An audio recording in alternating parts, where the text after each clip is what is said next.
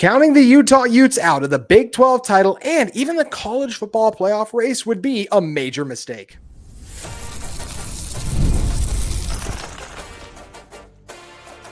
You are Locked On Utes, your daily podcast on the Utah Utes. Part of the Locked On Podcast Network, your team every day.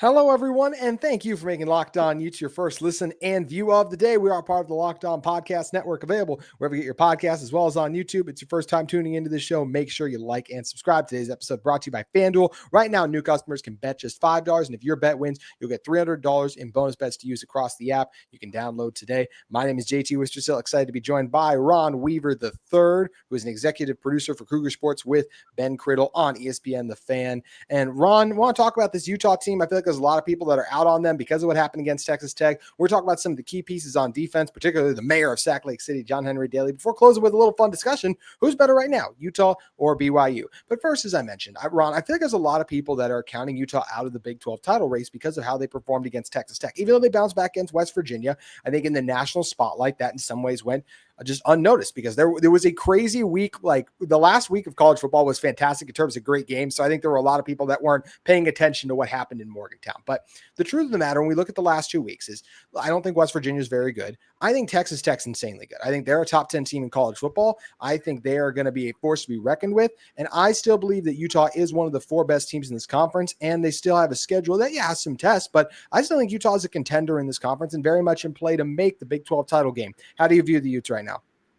Yeah, it's too early to decide. I think when I looked at everything, when I went back and observed, I said, okay, well, it's not how I expected Utah to open up, right? The offensive line completely got demolished, right? You project top 10 pick, people are saying, over there at the right tackle spot. So it was a little bit shocking, I think, to everybody. And even, Caleb Lomo, they just got punished. But I think it was more about how good Texas Tech was. I got them as the best team, in the conference. I said the title game earlier. I thought it was going to be between Arizona State and Texas Tech or Arizona State and Baylor. I thought those are the 2 best teams. And then you followed up with TCU after that. And then I think BYU and Utah in the mix right after that. Everybody thought Kansas State, Avery Johnson would bounce back.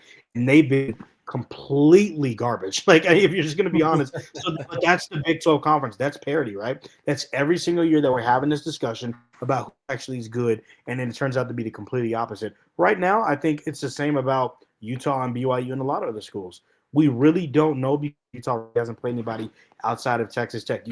I expect Texas Tech to beat Houston this Saturday, right? I expect them to take care of business. So it kind of sucked for Utah to start conference play with that. But I did say the Utes had a gauntlet. You play Texas Tech, then you go to Morgantown.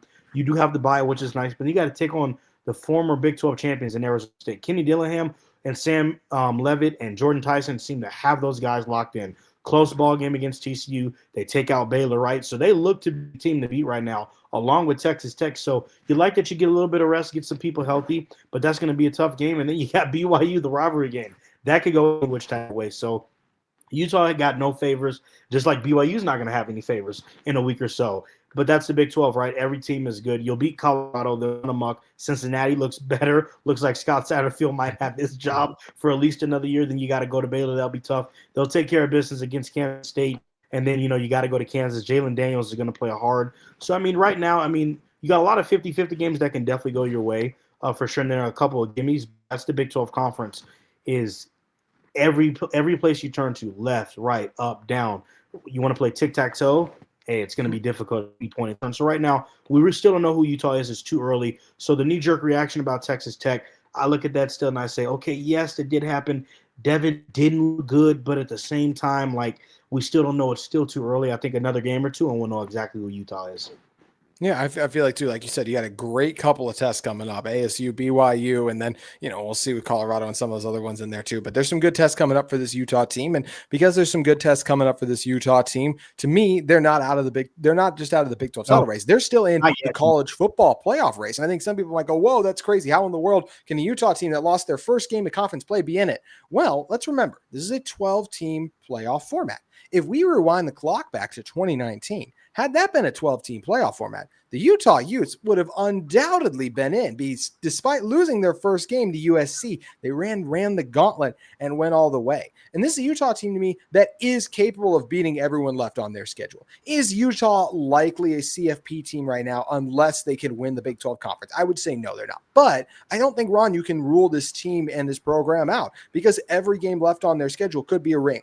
Like, yes, if they run into Tech again, that's going to be really difficult for Utah to win. But if their only losses to Tech in the Big 12 championship game, they would be last year's SMU and still get into the playoff. Let's not forget Oregon a couple years ago, their only 2 losses before the playoff would have been, and this is an Oregon team with Bo Nix, they lost to Washington not once but twice, but they were easily one of the 12 best teams and would have gotten in. So the margin for error is almost 0 for Utah, but there is still a path for this Utah team, and I do think that every single game left on their schedule is absolutely winnable, Ron. Yeah, it's still a path. I mean, you win the next 2 games, you beat top 25 Arizona State, top 25 BYU. That notion's put real quick.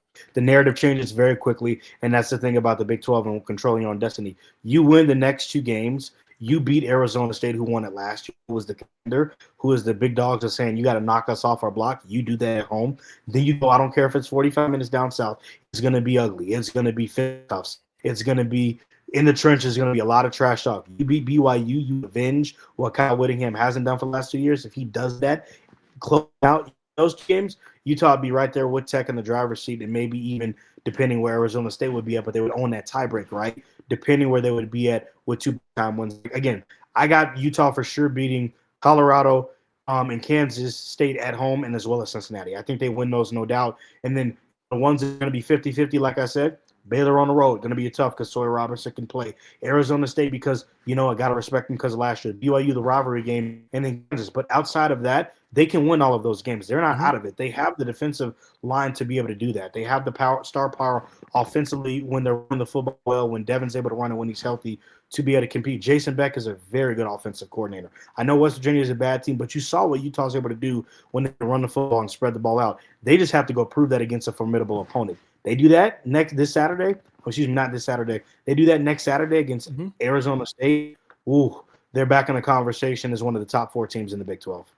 I feel the same way. And if Utah is going to be Big 12 title, playoff team, whatever you may have it, they need Devon Dampier to continue to be elite. You mentioned earlier, Ron, he was not at his best and not very good, frankly, against Texas Tech. How much of that was the supposed ankle injury? How much of that is Tech's defense being elite? How much of that is also just Dampier himself having to just play better? Honestly, it's probably a combination of all of those things. But Devon Dampier, man, I know West Virginia's not great, but he looked really good in that game. Decisive, got the ball where it needed to be. I mean, Utah just jumped out in front of the Mountaineers right away, right? He had the one bad pick, but even overall, he's making so much better decisions with the ball, Ron. Like last year, he threw 12 picks. He's not even close to on pace for 12 this season. He could very well end up with like 8 to 10 somewhere in there, but still not 12. Like the ones he's made, he's forced, but overall, he's done a good job not forcing the ball. The touchdown pass to Ryan Davis, right? He did a good job sitting back there, diagnosing the defense and dicing them up as he continues to get healthy. Hopefully over this bye too, we'll get some explosive runs back in there. I like the way he navigates the pocket, that offensive line, giving him all day, continuing to get more comfortable in this offense.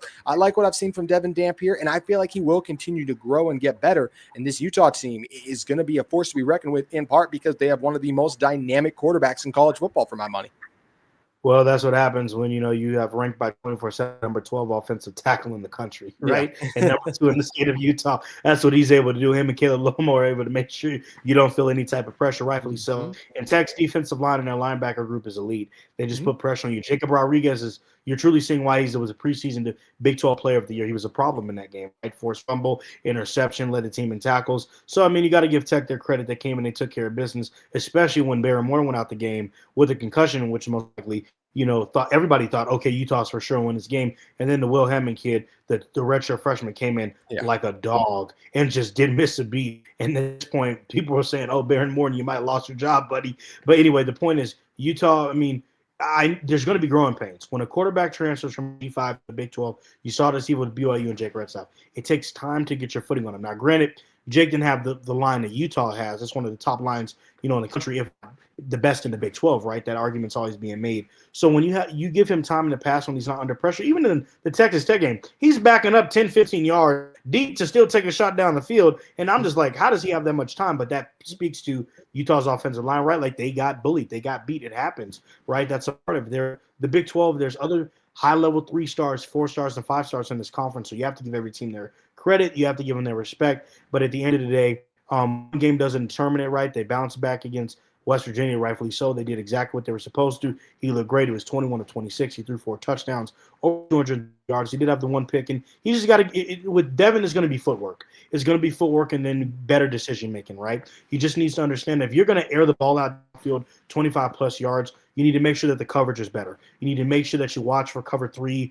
Make sure that safety, you keep the safety and looking them off. That's going to be more of his issue of making that, but that's going to take time, right? But that's watching film, right? Watching the film, or getting back in the lab this week and being better, and maybe the ankle feels a little bit better. That helped in regards to being able to play a better West Virginia team. Like, don't get it wrong. West Virginia's offense is bad. Their defense is not the problem. They got some guys on defense. They can play. Like, I just want to make that credit because I'm giving Utah the same credit because if BYU were to do the same thing, I don't want that to be taken out of context. Oh, it's a ball team. Yes, offensively, they're not great. But defensively, they can play, and that's still a Big 12 defense that you have to go against, and he was able to carve them up on Saturday. He was able to carve him up, and I'm excited for what Devon Dampier showed. I'm excited for this Utah team, but of course, it's not just the offense that needs to be good, it's the defense. Well, thankfully, there's been a player to emerge on defense who has been just absolutely electric to watch so far. What has John Henry Daly transformed into, and how is he one of the best pass rushers in college football? We're talking about it in one moment. But first, today's episode of Locked On Utes is brought to you by our friends at Mazda. Mazda crafts cars for those who can do more than simply move. Mazda delivers confidence with every ride, with more IHSS Top Safety Picks awards than anyone else as of August 2025. From footwork to breathwork, athletes sweat all the details. Well, Mazda brings this same intention to how they craft every model. You can make every drive feel like anything but an everyday drive. From the smooth handling to intuitive controls, Mazda has it all. Like our players, we sweat every detail because when you make every move count, impossible becomes irrelevant. Mazda, moved and be moved. You can check out Mazda's inventory today. Today's show also brought to you by Monarch Money. Most people can't name all their financial accounts or even what they're worth, whether it's 401ks, properties, or investments. And when you don't have the full picture, you can end up leaving money on the table. That's why there is Monarch Money. It's an all-in-one personal financial tool that brings your entire financial life together in one clean, easy-to-use interface on your laptop or phone. Monarch is built for people with busy lives. If you put off organizing your finances, Monarch is for you. Monarch does the heavy lifting for you. You can link all of your accounts in minutes, see clear data visuals, get smart categorization on your spending, and finally feel in control of your money without ever touching a spreadsheet. You can maximize investments, increase your saving rate, easily review finances with your partner and or financial advisor. Also, you can keep clear of your financial health week to week and long term. Don't let this financial opportunity slip through the cracks. Use the code LOCKEDONCollege. It's all caps, no spaces at monarchmoney.com in your browser for half off your first year. That's 50% off your first year at monarchmoney.com with the code LOCKEDONCollege today. Ron, this Utah defense has been looking like themselves mostly. Yes, they wore down against Texas Tech, but they've overall been really elite to start the year. Yeah, they haven't played best teams. They've blown them out. One of the biggest reasons, John Henry Daly. Oh my goodness, has he transformed into one of the best pass rushers in college football. You think that's crazy? He leads the nation in sacks. He's the only one who has 6.5 sacks on the season. I have been so impressed with him, whether it's just the tenacity that he plays with, right? The technique, the footwork, the power. He's transformed himself into a premier pass rusher in college football, and he is clearly the mayor of Sac Lake City. Ron, this is just incredible what John Henry Daly's done, and he's helped transform this Utah defense. Yeah, this is one that's covering BYU, graduated from BYU. This one's going to sting constantly every single year. This is one where you're like, how did you let that happen? I know you got Keanu, but you don't have him for as long as you could have, JHD. JHD, for crying out loud. Just watching him, I'm just like, what? Where did it go wrong with BYU? This kid's a problem. And I always knew he would be great, right? I knew this going back into the high school days, in my area near Lone Peak, right? I knew John Henry was going to be nice, and he's doing that right now for Utah. I mean, he's a problem. You can't guard him one-on-one, whether you want to put him outside on the inside. It looks like every time on tape he's beating his defender, he's getting held a lot. No one's calling it, for the most part. I mean, they could probably call a flag 50% of the time because John Henry Daly, he's just mucking up. I mean, he's so athletic, he's so dumb. He beats tackles off the block with his hands. He's so good with his footwork and rushing off the edge. He's a problem. And if you don't get the quick step or what the tackles like to do in jumping first, by the time you're probably meeting him even, he's going to push you back into the quarterback. He's going to get QB pressures. I mean, he's going to be the best defensive lineman, not only on this Utah team, but by the time the season's over, too. I mean, he's going to be a first Big 12 all-defensive team, no doubt. This guy's a problem. He's going to do it in college play, and there's no one in the nation that's leading in sacks right now, and he's just going to continue to rise in that regard.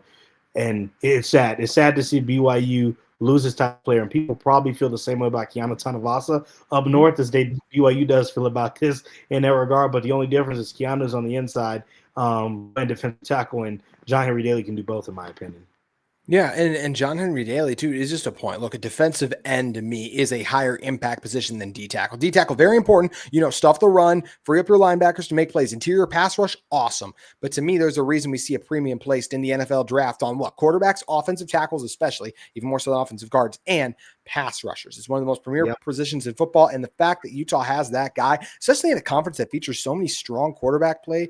I mean, Cincinnati looks like they got a guy. We know Kansas has got a guy. There's Arizona State. We already talked about Levitt earlier. There's tons of dudes in this conference who can sling it. It's nice that Utah has the best guy, as we sit here today, at getting after quarterbacks. But Ron, they do only have a guy right now. It'd be awesome if they could get a duo. I felt like Logan Fano after game one was going to be that guy, and he made a play against West Virginia too. It should have been a sack. I think actually was ruled not a sack, whatever. But I feel like Logan Fano is the guy who's going to complement him best, and I think this could be the best pass rush duo in the Big 12. It's just hard with Fano. He's always battled injuries throughout his career, but those would be really the two guys, right? Like a Lance Holtzclaw probably hasn't popped as much as we would hope for. Paul Fitzgerald's battling some injuries now too. Cash Dillon is still young to me. I think if this Utah team wants to have an elite pass rush duo, because we'll talk about the D tackles in a moment. I don't know if you're going to get much of an interior rush. Jonah Lai has done some things, but you want that elite edge duo. I think it's going to have to be Logan Fano, or else Utah is only going to have one elite pass rusher this year.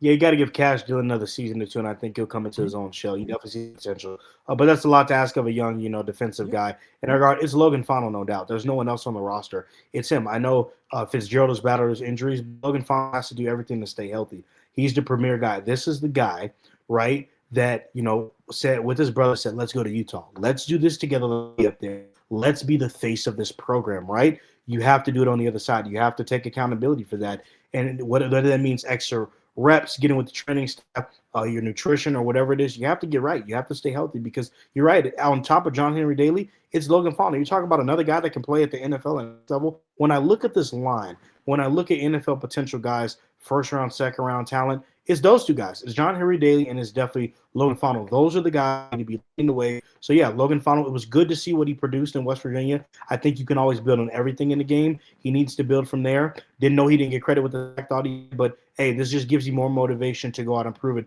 Honestly, if you're Logan Fano and John Henry Daly Daly's doing this part, but if you're Logan, you circle the Arizona State game and make it a problem of Sam Levitt's going to get sacked. Sam Levitt's going to be under pressure all game. The running back's not going to get out of the backfield. You need to tone jump and close out games and be the type of defensive end Utah knows you can be. He's got the potential. Everybody knows he's talented. He just has to put it together now.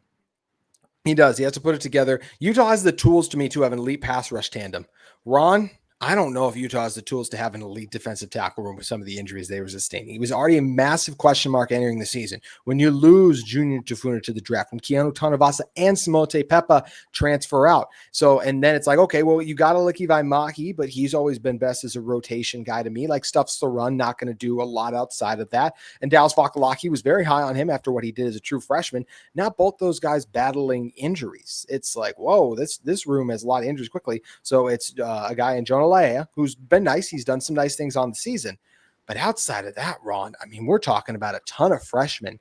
And that's the part to me, I will say, Utah has a chance at Big 12 title, a chance at college football playoff. But it's just going to be really hard for this team to beat a Texas Tech if they're trouting out their freshman defensive tackles to try and slow that down. They need Vaimahi and Vakalahi to get healthy, or against some of the more physical teams in the Big 12, that's going to be a huge concern. Yeah, to win a Big 12 title, to win a college football game, you need experienced defensive linemen, experienced offensive linemen to be able to lead the way, experienced quarterback play, right? It's okay to have a freshman receiver, a freshman linebacker, or a safety or a cornerback here and there. Those are okay, but when you have two freshmen on the interior, that's just a tough ask to ask both of them to be able to rise to the occasion. They could, right? They can make plays, but to be able to put that pressure on them is tough. You got to get healthy. And if there's anybody that knows about being healthy, ask BYU when they first entered the conference in 2023. By the time they got to Texas, you had all of your starters out. You had walk guys back when that was a thing, right? Walk-ons. And they know what that's like. You know, you had guys that were either deep on the roster that didn't play or young guys. And it plagues your roster. But literally in the trenches will plague you, and it will limit you from being able to capture a conference championship and excel in the college football playoffs, because those positions, the team win national championships. JT, you know this. You know, like when you look at it, we see it completely. The Alabamas, the Georgias, the Michigans, right? The Ohio States, all those are experienced guys. They end up going to the draft and they replenish. So it's unfortunate that Utah, but you got to get guys healthy, because I agree with you. Right now, teams are just going to run the middle, run inside zone behind the guard and in the center, and they're going to take advantage of that. They're going to avoid you. I saw the BYU Colorado game. They avoided the experienced edge rushers and attacked the interior of the guys that haven't played a lot. That's what teams will do. Good coordinators, good running teams will do that. So if you see a little bit of concern there, you got time to fix it, but you need to get those guys back, because the deeper you get into season, that just will get exposed more as you show more tape. You mentioned the BYU and how they took advantage of that matchup against Colorado. Well, BYU and Utah, of course, we're coming up on them facing off. Is that an advantage the Cougars will try to exploit against the Utes? Who's the best team in the state of Utah right now? We're talking about it in one moment. But first, today's episode of Locked On Utes is brought to you by our great friends at FanDuel Sportsbook. The NFL season is here, and FanDuel has an offer you won't want to miss. Right now, new customers can bet just $5 and get $300 in bonus bets if you win. That's right. Pick a bet, put down $5, and if it hits, you'll unlock $300 in bonus bets to use across the app. You know, FanDuel, it makes watching football even more exciting, whether you've got a little something riding on the action, whether it's a player prop bet or just get bet against the spread. You can do it all with FanDuel. And how great is having college football and NFL back? We got a great slate of college football games this upcoming weekend. The NFL slate always delivers, and FanDuel is your home to find the best games and get in on the action. So what are you waiting for? Visit FanDuel.com today, download the FanDuel app today, and get started at FanDuel Sportsbook right now.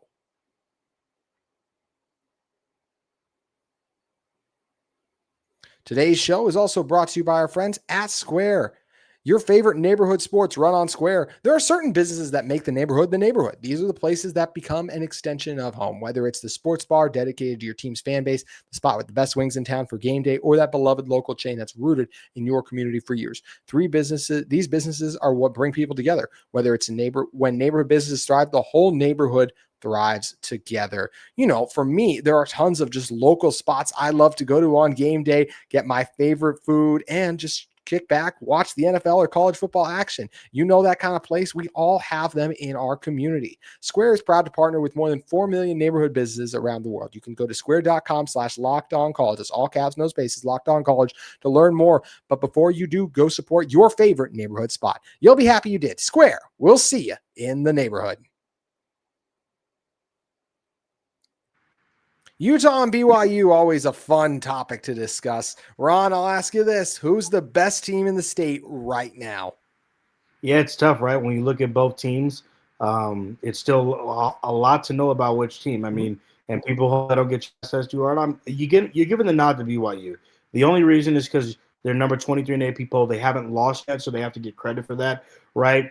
When it beat, Utah, beat a West Virginia team that is struggling. We'll see how BYU does. So right now, BYU has the nod. I mean, in my Big 12 ranking, BYU's 8, Utah's 9. Right? When you look at it, they're like right there. You're lower on those teams. I'm a little bit lower, and the reason why is I'm a little bit higher on the other guys. Quarterback play is very important to me, I think, in the Big 12. I think it's a lot. Like, I think you need guys to throw the football. If I'm going to be honest, this is nothing against Devon or Bear. I have not seen them light up defenses as I've seen a Brandon Scoresby do, as I've seen a Jalen Daniels, right? And one game doesn't determine it. So I need to see that from them. And I am serious. If I see Devin go out there and beat Arizona State and throw for 250, and throw for 2 or 3 touchdowns, then it's like, okay, now start them up. Same with Bear Bachmeier. 10 touchdowns and 0 turnovers is great for a true freshman.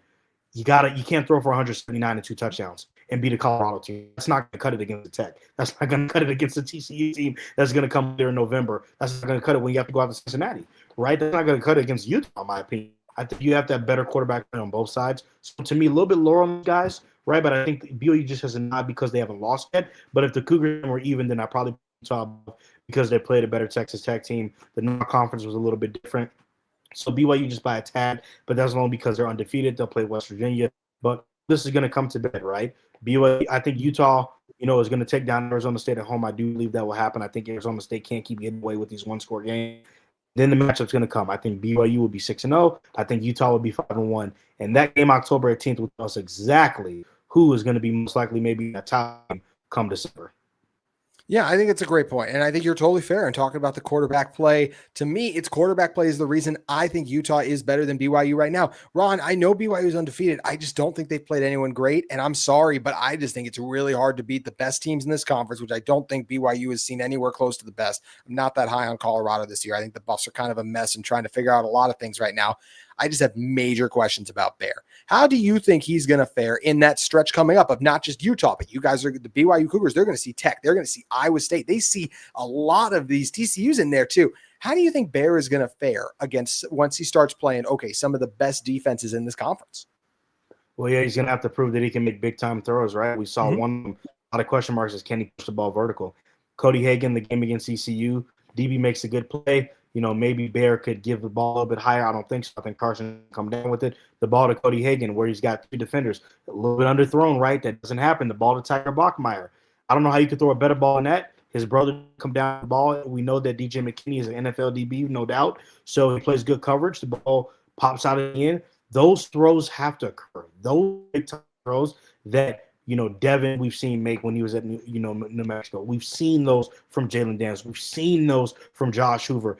You can't match these other, even Sam Levitt. You can't match these other guys throw for throw. That's going to be a problem. The thing about Devon, he has experience. He's been able to do that, and he has more experience playing college ball, right? And he has a great offensive line. BYU has a good offensive line, not as good as Utah. So from a true freshman that hasn't done it, they're going to make you throw the football. They are. I guarantee these defenses who have top-level defensive backs are going to pin their ears back, not let O.J. Martin run the football, and force you to throw one-on-one coverage because you haven't proven it yet at the high level. Yeah, Stanford started to win some games. Obviously, ECU beat Army last week. They're playing Tulane this week. That'll be a good test for them. So it might be like basketball in terms by the time of the end of the season. Those teams you could have decent bowl records, but in regards that has nothing to do. When you play the Big 12, those non-conference games don't mean anything. Now, I do think those are turnovers. Says a lot about who a true freshman is. Taking care of the football means a lot. But again, I go back to the point. If you play the way you did offensively against Colorado, which wasn't bad, but it wasn't great, you can't beat a Utah. You're not going to be able to beat a UCF. You can't beat a Cincinnati playing that way. So my concerns are I need to see Bear push over a little bit more. I can't have drops by the wide receivers because those are going to be critical, especially against better defenses and better secondary. It's like, I love Bear, but you're not going to be able to maybe get that slant route when Smith Snowden is in coverage with Chase Roberts. Smith's that good, right? You're going to have to push the ball vertical. Carson Ryan might not be able to do that because he's going to be, locked up on the backside with Nate Ritchie. Like can he make tight window throws that we saw in fall camp? That's going to be tough. So don't know. He hasn't proven that yet. And that's why but I do think not turning the ball over, that can help you in a rivalry game. In a game against BYU, if Devon fumbles the ball, if he turns it over, that'll help Utah, right? But at the same time, Bear has to make big-time throws. So I think this week against West Virginia, big-time test. They have a good secondary. Against Arizona, who looks good next week, that's going to be a big test. So he has 2 games that he can get it together, but BYU by the slight knot, and the only reason is that BYU's defense. The defense is phenomenal. You talk about John Henry Daly, well, guess there are 2 guys coming, Isaiah Glasgow and Jack Kelly. That might be the best duo in the Big 12. We know Jacob Rodriguez is phenomenal. The duo together, the way Jack Kelly can pressure you, the way Isaiah Glasgow can intercept the football, like those guys are a problem. Jay Hill's a great coordinator. I know Utah would love to get him if Morgan Scalley becomes that coach. Really hoping that doesn't happen, right? But, I know that's a conversation that probably will be had, rightfully so. Jay Hill's well-respected in this conference. He has his team ready. So if it's anything, it's the BYU defense leading the way. The offense still has some catching up to do, but we'll see what they do in the next 2 weeks. I can't wait for this game. It's going to be an absolute blast. Ron, appreciate you stopping by. Please let everyone know where they can find more of you at. Oh, guys, please always follow me on X. I'm on Twitter, whatever the kids call it these days. It's Ron, R-O-N, the 3-man weave. Unfortunately, Elon took away all the characters, so I couldn't put Weaver, but it's Ron, the 3-man on X. Follow all of my stuff. I was just in Boulder. We'll be in Provo back at LES for the West Virginia game. We'll give you guys updates there, and then we'll head on the road to Arizona, go down to Tucson. Excited to go there in the next couple of weeks. Is genuinely one of the best X handles I've ever heard of. So please, for that alone, make sure you guys head over and follow Ron. Ron, thank you so much for coming on, man. Thanks, JT. Always appreciate it. That's going to do it for today's Locked On Utes. We'll be back with you tomorrow talking the latest in the world of Utah athletics.